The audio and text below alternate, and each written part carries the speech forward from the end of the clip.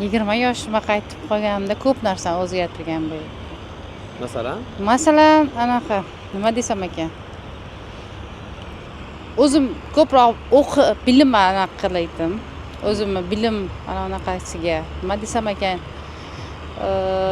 Bilimimni, nimamni, anaqamni saviyamni oshirardim, ko'shlar anaqa qilardim.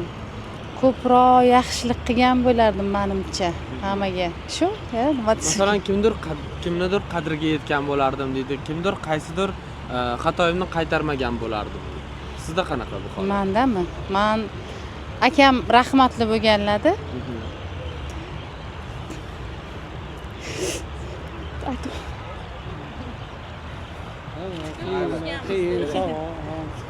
biza ko'p tortishganda men shu xatoliklarni qilmasdim. Hurmat qilgan bo'lardi. Biza ko'p tortishgan. Yoshlik qilganda biza o'sha xatoliklarni qilmasdim.